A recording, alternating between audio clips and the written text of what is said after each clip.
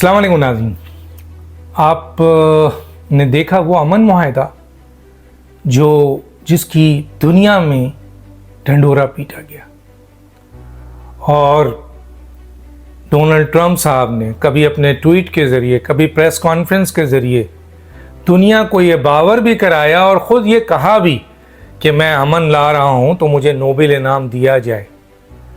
और फिर उन्होंने एक मुआहदा तय किया और उस मुआहदे में बदकिस्मती से 7 मुस्लिम ममालिक इंक्लूडिंग पाकिस्तान शामिल हुआ।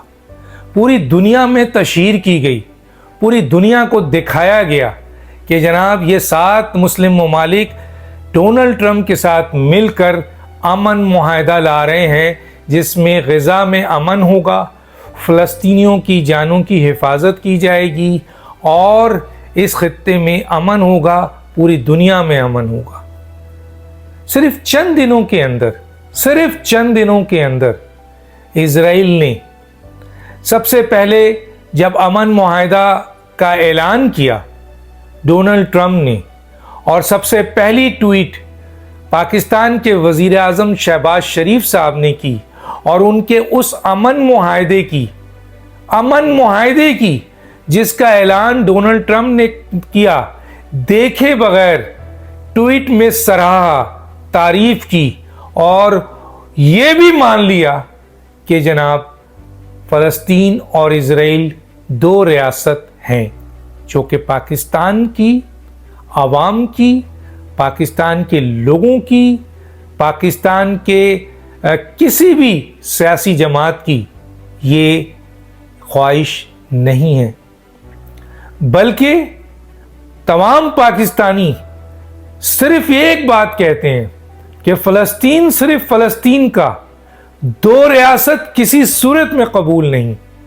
कायद आज़म मोहम्मद अली जिन्ना ने शुरू में ही इज़राइल को एक नाजायज़ रियासत कहा, उसे तस्लीम करने से मुकम्मल तौर पर इनकार करके ताहयात पाकिस्तान की फॉरेन पॉलिसी बना दी और उसके साथ साथ ट्रूमैन को ख़त लिखा अमेरिका को, जो इनकी सरपरस्ती कर रहे थे इज़राइल की, कि किसी सूरत में 2 रियासत कबूल नहीं।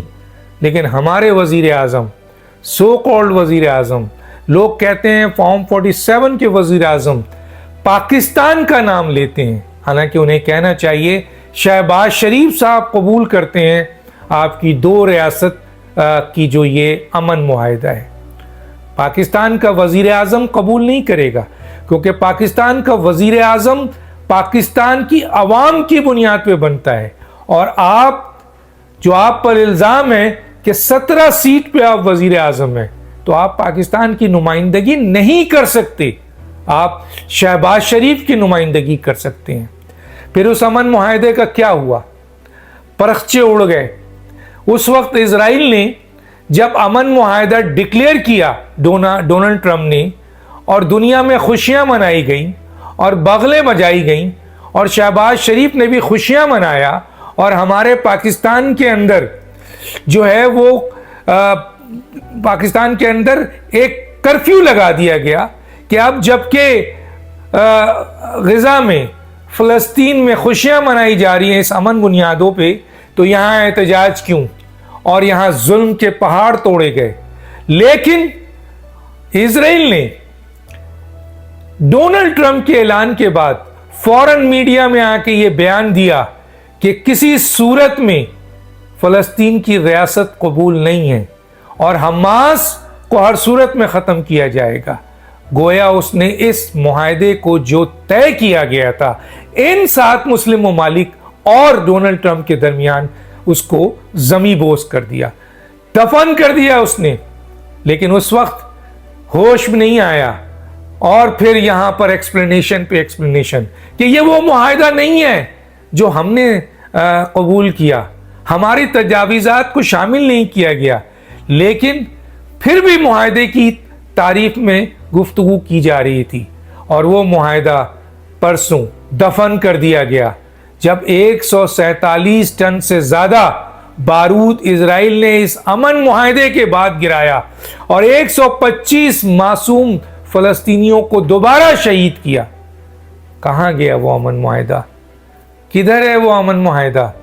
وہ امن معاہدہ جو غزہ میں امن لانا تھا، صرف اور صرف اسرائیل نے اس امن معاہدے کے ذریعے اپنے تمام یرغمالی فوجیوں کو رہا کرا دیا۔ اب یہ بغلیں بجا رہے ہیں۔ اب پوچھے کوئی حکومت پاکستان سے، پوچھے جناب شہباز شریف صاحب سے کہ آپ نے جس امن معاہدے کی بنیاد پر ڈونلڈ ٹرمپ کو لاکھوں انسانوں کے سیو کرنے کا علمبردار بنا دیا، انسانیت کا محسن بنا دیا، جسے دنیا قاتل سمجھتی ہے، امریکن کی اکثریت انہیں قاتل سمجھتی ہے، آپ نوبل انعام دینے جا رہے ہیں، آپ انہیں سلوٹ مار رہے ہیں، آپ ان کی تعریف اور چاپلوسی میں حد کر چکے ہیں، جہاں پاکستان کے ہر شہری کی شرمندگی ہوئی۔ اب کہاں ہیں آپ؟ جواب دیں، وہ امن معاہدہ کہاں ہے؟ کیا ہوا اس امن معاہدے کا؟ اس امن معاہدے کو بیس کر کے پاکستان میں اٹھنے والے احتجاج کو غزہ کی محبت میں، فلسطینیوں کی محبت میں آپ نے اسے یہاں دفن کر دیا۔ جواب دیجئے، جواب دینا پڑے گا۔ آج آپ نہیں دیں گے، لیکن کل یاد رکھیے آپ کو ان تمام باتوں کا جواب دینا پڑے گا۔ ڈاکٹر دانش کو یاد دیجیے۔ اللہ حافظ۔